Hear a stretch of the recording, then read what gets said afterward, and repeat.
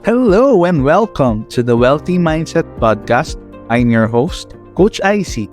Sa podcast na ito ay pag-uusapan natin ang mga topics tungkol sa self-development, personal finance, and cryptocurrencies trading. Let's get it on!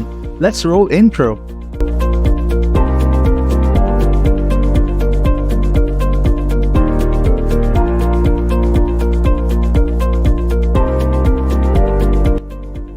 Hello and welcome to a special episode. Isang special episode natin sa The Wealthy Mindset Podcast. Today, hindi lang ako nag-iisa. Meron akong kasama. And I would like to introduce you to one of my newfound friends sa NFG community, Nomad Finance Girl community. He is a CPA and a college instructor in Davao for 7 years. And he's also an aspiring content creator and public speaker, and he is JR Alcaraz. Hi bro, kumusta? Yo, hi guys. Thank you so much, Ayan, for inviting me in this podcast. No, it's also my first time. Okay, it's also my first time to get invited sa inaning na kind of show. I've been doing my own podcast on my own. So, salamat. So, without further ado, bro, let's go with the podcast, no? So, introduce mo naman sa amin yung sarili mo, di ba? Okay. So, thank you. I normally do this sa podcast ko. So, here's my introduction. So, hi guys. This is JR Alcaraz. So, I am CPA turned college instructor and an aspiring entrepreneur, as well as I also want to become a public speaker.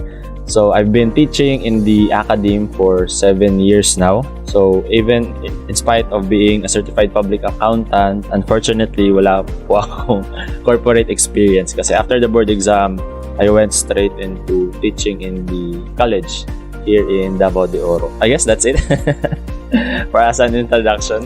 Sabi mo sa akin kanina, you are a CPA, di ba? Yes. Certified Public Accountant. You worked hard for your license. You are a licensed accountant. The main question is, why pursue teaching instead of the corporate life offered by accounting? Ano yung nag-push sa'yo na mag-pursue ng teaching? Okay, so before I get there, allow me to share my story muna. Okay. So, I went to college in Ateneo de Davao University. I went there for 5 years. Okay, 5 years kasi talagang 5 years yung curriculum ng Ateneo for Bachelor of Science in Accountancy. And then afterwards, after graduating way back in 2015, so I review for I think 6 months. Nag-review ako personally. Actually, ang ang medyo interesting doon is that di ako sumabay sa mga classmates ko when we had our review. So a lot of them, siguro mga 90% of my batchmates, we were 4 sections back then. And then about 90% went into this well-known review center, and ako, I happened to enroll in a review center wherein 6 lang kami. So, and then it's really a bit of a challenge for me because kasi konti lang kami, and then we don't have a reviewer for 2 subjects. So way back in 2015, merong kaming 7 subjects sa board exam, and then 2 of those subjects wala kaming reviewer.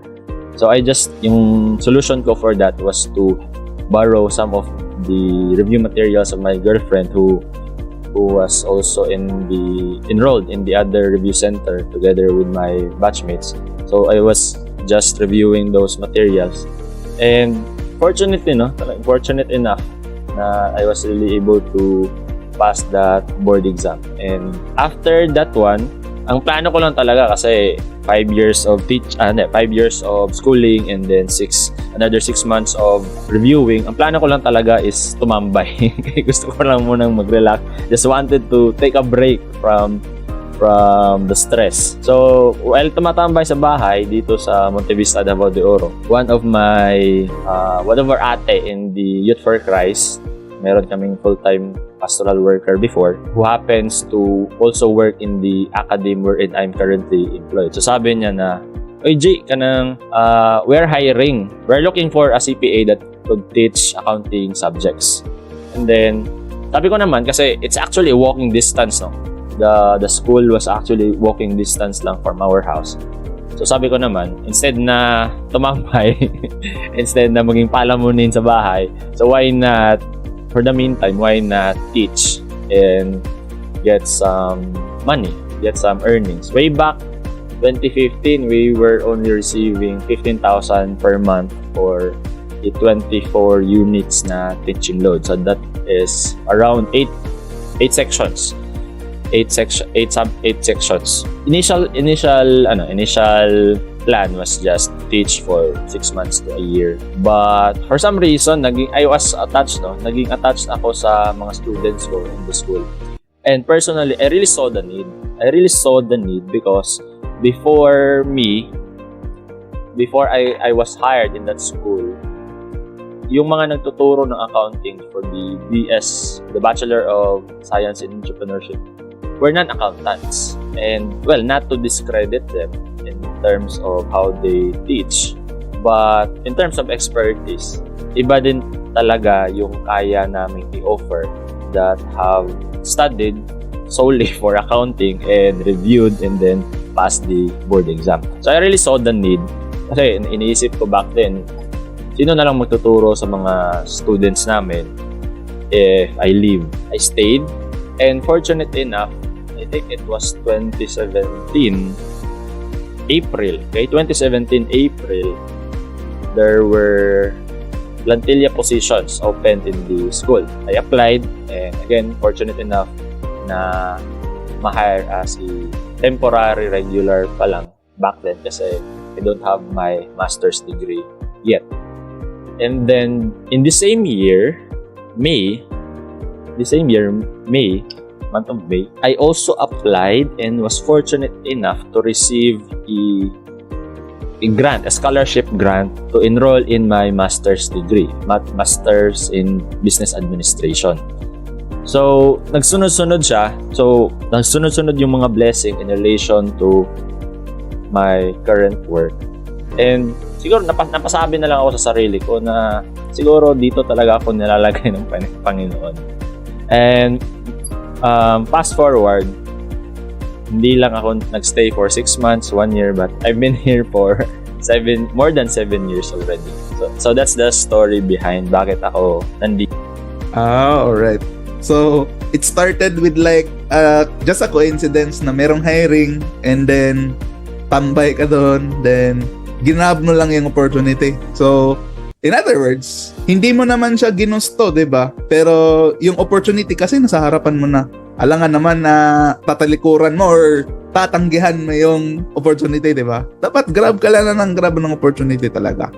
Yeah, and it was also aligned with the things that I know and the things that I love, because ako even before I became a teacher, talagang passionate na ako in terms of sharing my knowledge and wisdom, quote-unquote wisdom, to other people. Ayun. Yes. So, talagang nababagay talaga sa iyo ang maging teacher. Ngayon, nag-uusap tayo. Nakikita ko yung mga sa likod. Merong mga nakalagay dyan sa likod. May 1 million, merong mga picture. Yan. I know that is a vision board, no? And can you share with me what are your goals in life? And can you describe your vision? Punta muna tayo sa dream board ko. Ayan, nandyan sa likod. So, there was this point of time, I think it's way back 2020 siguro, or 2021, wherein I just felt so lost. Na ambisyoso naman akong tao. Aminado naman ako, napaka-ambisyoso kong tao. But for some reason, I just lost the drive. Siguro partly is that my mother passed away way back 2020 during the pandemic. Siguro that's a factor in it. And then I was laying down in my bed, tapos parang napaisip lang ako, bigla akong nag-reflect sa buhay ko, sa sarili ko, and sa mga bagay-bagay na gusto ko. Kasi at that time I felt I was just drowning, and not necessarily na ganun level, but parang inaanod lang ako kung saan-saan. And so I decided to get back on track, and the first thing that I have realized na kailangan kong gawin is to set up my dream board.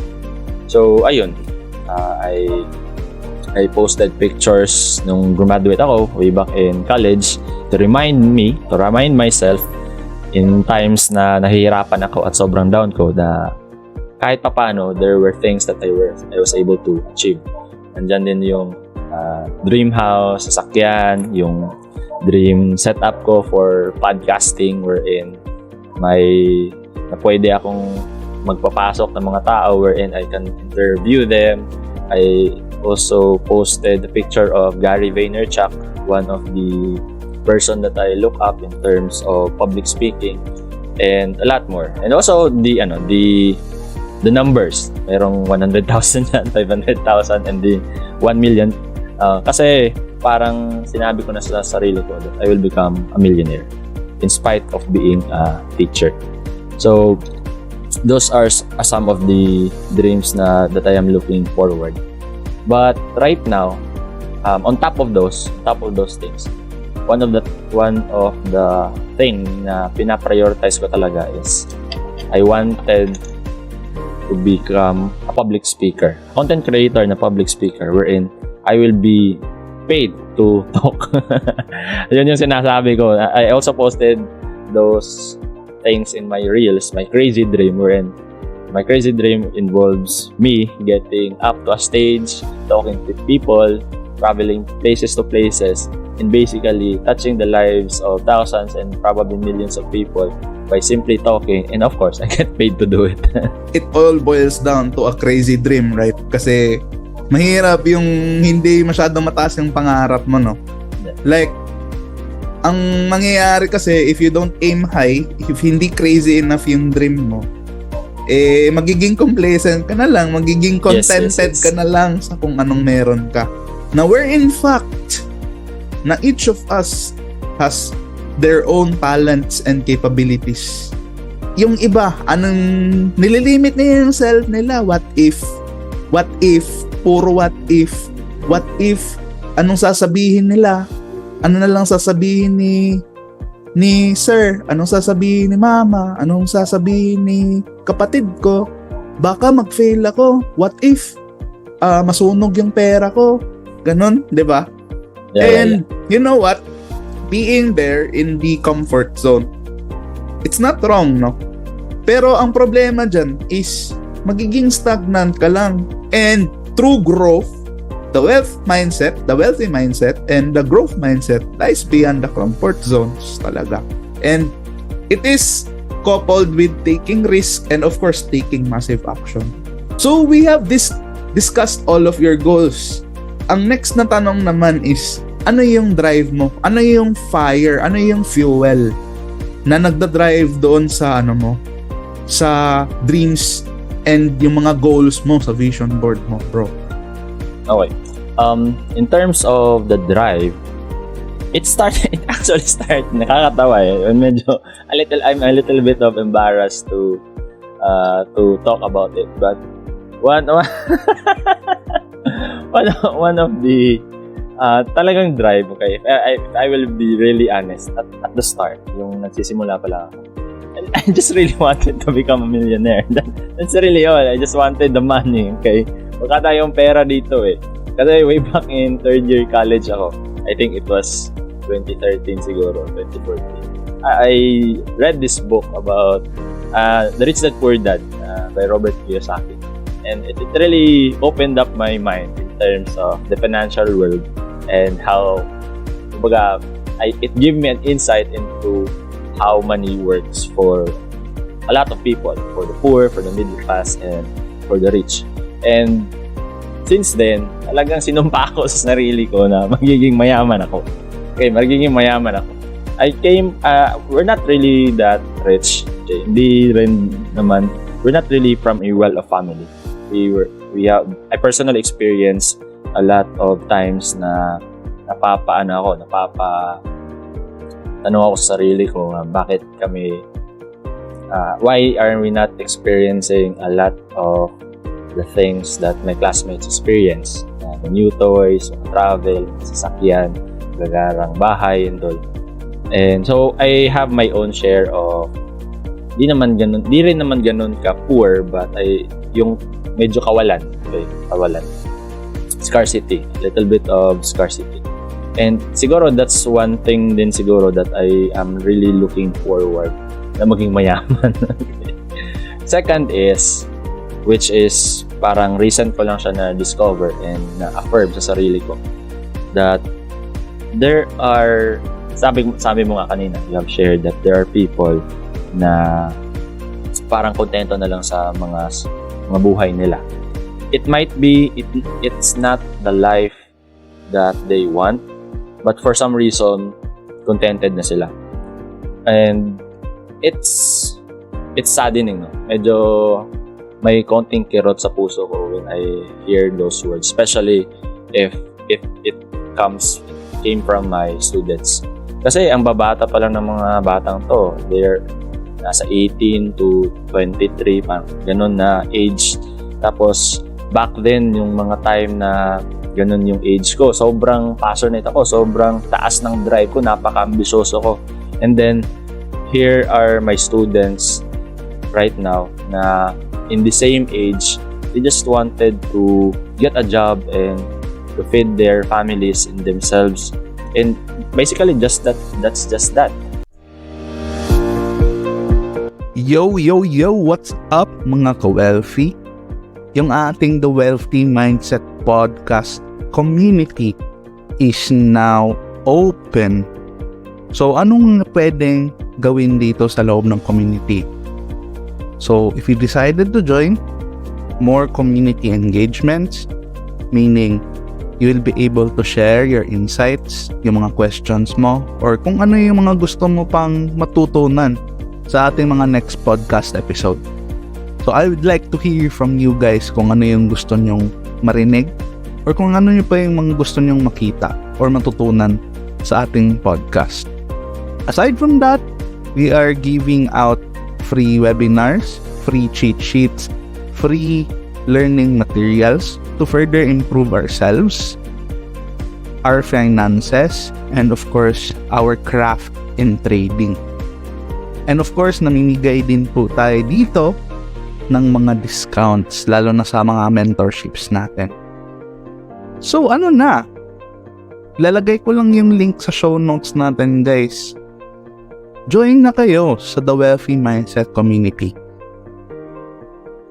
So, parang sinabi ko sa sarili ko na isa siguro sa mga mission ko is to open up, okay, to spread the awareness that regardless of how poor you are right now, regardless of kahit na nagsa-struggle ka intellectually, and kahit na konti lang yung mga kakilala mo, you have within you the potential to become a better person and even to become a wealthy person. So it's just a matter of spreading that awareness and instilling the confidence na kaya nila along the way. So I envision a world wherein people are driven by their dreams and not by their fears. Ayun, ganda ng mission mo. And I think, no, kung ganyan ka magbigay ng value sa tao, more or less, there will come a time na you will get paid to do that one. And of course, people are willing to pay for what you are what are you bringing to the table for them, no? Kasi at the end of the day, people don't care about us, but people care about what you can bring to the table, ano yung maitulong sa kanila. And that's a very big thing, no? Yung awakening, tinatawag nating awakening sa ating mga talents, sa ating mga capabilities, na what if nag-push ka lang ng 1 inch or nag-move ka lang ng 1 step, yun na lang pala yung kailangan para maging isa kang better person. In terms, hindi lang in terms ito, in pera, no? You can increase your value. Depende sa mo. I mean, it's not all about the money. Okay, per se, it's not all about the money. Yeah, 100%. It also boils down if you are liking what you're doing. Happy ka ba sa ginagawa mo? And then, are you paid well sa ginagawa mo? And ano yung impact mo sa ibang tao? Hindi lang pang sarili lang, di ba? Kasi kung sabihin mo na gusto kong yumaman, given na yun eh. Gusto natin lahat yumaman, di ba? Sino naman hindi. Pero kapag yung way mo naman, yung drive mo naman ng pagyaman is for yourself lang and for your family, parang may disconnect yun, di ba? It goes beyond the money talaga. I like yung sinabi ni, I think it was Donald Trump, na there was this interview, tapos sinabi niya na parang tinanong siya whether or not importante ba sa kanya yung pera. Tapos sinabi niya, wala siyang pakialam sa pera. It's just keeping scores. And how I interpret it is that when we try to discover our potential, when we try to hone our skills, our talents into becoming that better version na pwedeng nating maabot, parang parang byproduct na lang yung magkakapera ka talaga. Kasi kung sobrang galing mo in one aspect or in one particular field, people will look for you. People will be asking you to teach them, and people will be handing money to you para in order to get a piece of the wisdom and the knowledge na accumulate mo along the way. So it's not really about pursuing money, the chase for money, but pursuing to become a better person in order for you to provide value, and then the money will just follow. So yun, when po turo coach.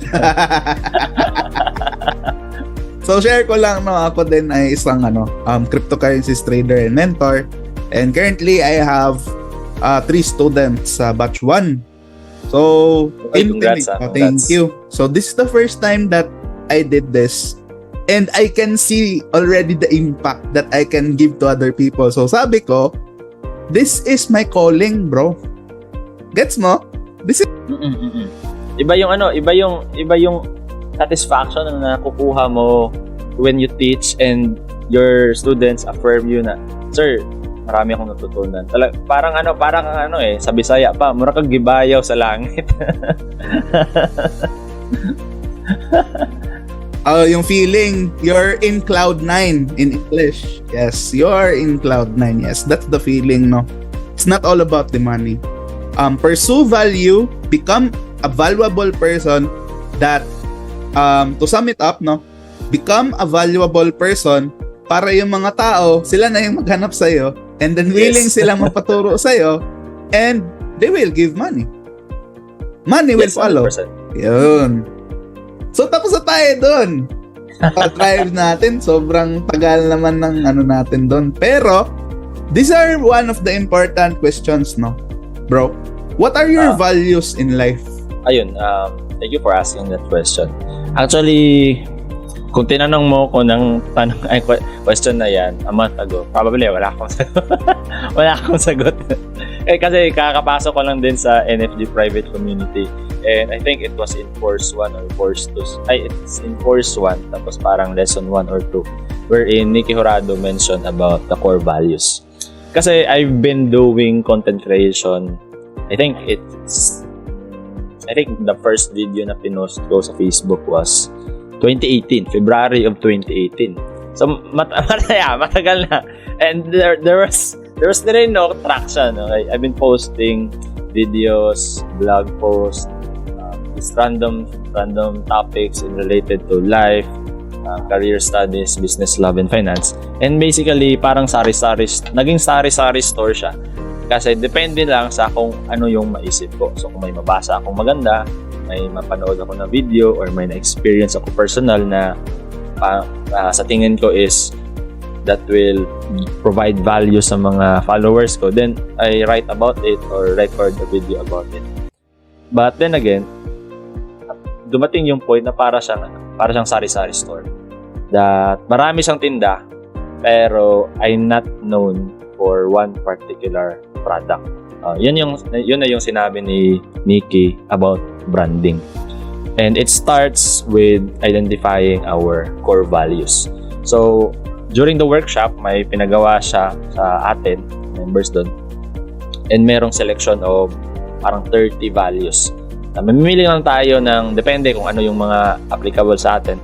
And then we will be categorizing it grouping them into 5 groups. And then pipili tayo ng 3 groups and select So ayun, actually it's not actually tatlo, but I started na 5. But I came to figure out na parang yung isa is can be under the one of the identified core values. So ayun, pakita ko. Ayun ko kung makita ba yun. Medyo blurry siya, no? But nevertheless, it's service, it's freedom, it's wisdom, and it's wealth. Again, service, freedom, wisdom, and wealth. So, lahat ng ginagawa mo sa life mo is aligned sa values mo, right? Ngayon pa lang. Kasi ngayon pa lang na-identify yung values. Kasi in the past, parang ano lang, depende lang sa anong maisip. Random lang. Yun yung natawa ko sa isang sharing ni Nick Urado. Those were the tae moments now. The trial and error. Talagang tae. So ako naman, share ko lang din yung 3 core values kasi before ako pumasok ng NFG group, I actually had one of her books. So before ako pumasok sa group ni NFG, nabasa ko na tong libro niya na How to YOLO Wisely. So, How to YOLO. Yan. So, yan. This is a really good book, guys. I'm not selling anything. But yes, this is really good book. And here you could learn your values in life, na kung ano ba talaga. 'Di ba? So, to share, my 3 values are commitment, credibility, and gratitude. So, Nice. yun yung 3 core values ko. Lahat ng ginagawa ko is aligned doon sa values na na-mention ko. That being said, hindi na tayo magiging blind, no? Kasi alam na natin yung goal. Alam na natin yung values na important sa atin. And aligned dapat yung values and goals. Kasi kung merong misalignment yan, merong disconnect. 'Di ba? For example na lang, sabi mo, ang isang core attitude mo, core value mo is service. Pero nung in-approach ka na isang tao para tumulong sa isang feeding program, hindi ka sumali. Edi, may disconnect, 'di ba? Parang may something wrong. And yun nga, kailangan talaga aligned yung values and yung goals natin in life. By the way, how did you know Nikki Jurado, or paano mo siya ano siya? She's already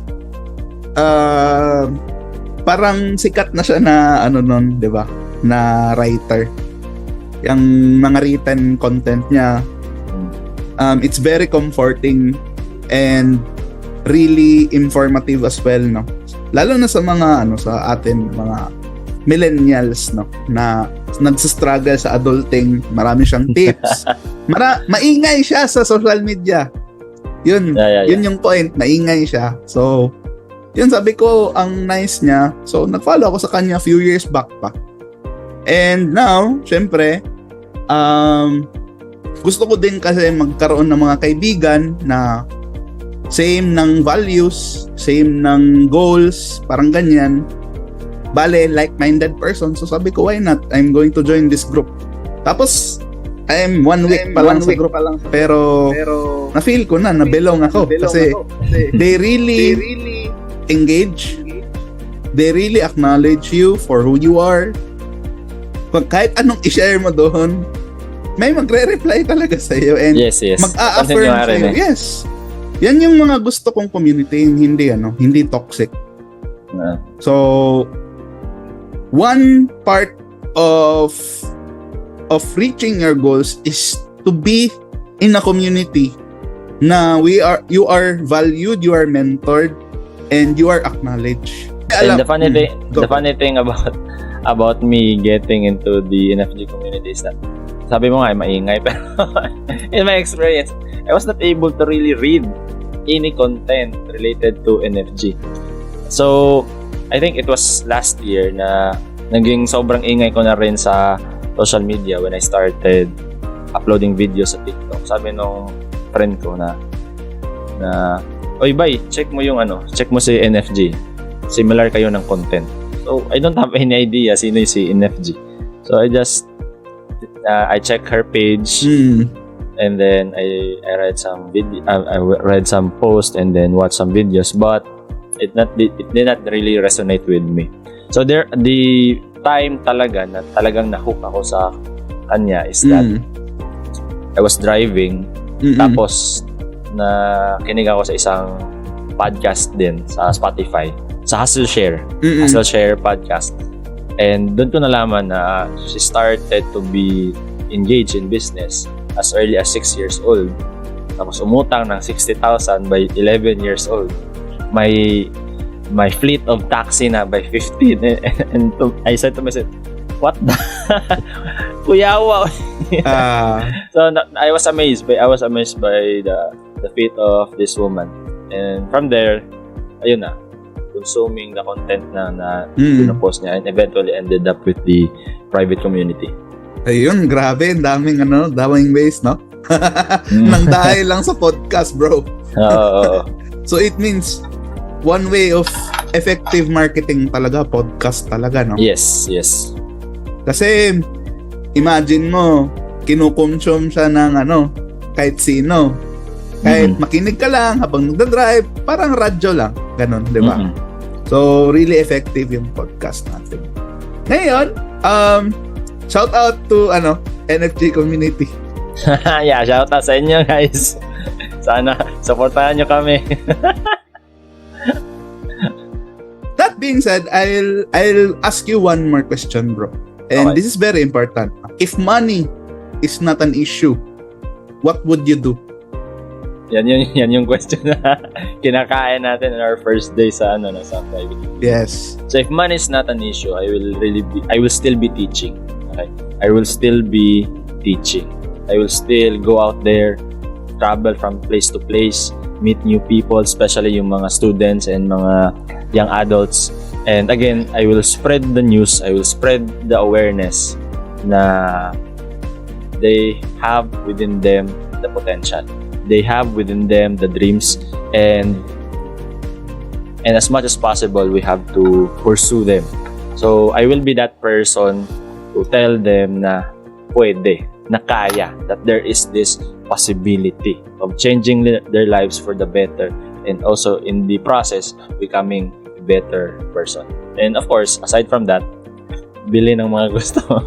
Marami rin akong gustong bilhin. Siyempre. Yun. Ayun. Akala ko, papaiyakin mo ako sa sa sagot mo, bro. Naiiyak na ako dito, bro. Parang MMK lang. Pero, good to know, bro. Affirm natin yan, and let's manifest na maano natin yan. Ma-reach natin yung mga goals and dreams natin. So, boil down to another last question. How can we find you? How can my listeners find you on Facebook or on different platforms? Kasi may podcast ka din, di ba? So, again guys, this is JR, CPA 3rd College Instructor, and you can find me in TikTok, Facebook, YouTube, Spotify, as well as Twitter. Although I'm most active in Facebook, and yeah, that's JR Alcaraz, capital J and R, and Alcaraz with a Z. Pang motivational speaker talaga yung vibes ng pangalan mo, bro. Thank you. I wish you success sa ginagawa mo, and maganda talaga yung mission mo, and support lang kami dito. Meron kang support group behind you. Nandito lang kami. Thank you. And pwede pa ba kitang invite sa sa isang next podcast episode in the future? Yeah, sure. I know this is the first, but definitely this will not be the last. Yun, no? And of course, babalikan kita. I'll also be inviting you sa podcast ko next time. That's it, guys, for this podcast episode. I hope marami kayong natutunan kay Sir JR Alcaraz, our motivational speaker for today's video. So, if you wanted more engagement, wanted more value, you could also join the Wealthy Mindset community. Nandito lang po sa show notes. And of course, plug ko din yung mga ni JR, yung mga links ng kanyang social media para makapag-follow ka na din sa kanya, lalo na yung mga Bisaya people. Kasi yun yung kanyang mga target audience, yung mga Bisaya people dyan. So if you wanted Bisaya content na motivational, inspirational, follow JR Alcaraz. So di na natin patatagalin ang podcast episode na ito. Once again, this is Coach IC for the Wealthy Mindset Podcast. Peace out. God bless you. See you next week on our next episode. Bye. Thank you for listening to the Wealthy Mindset Podcast with Coach IC.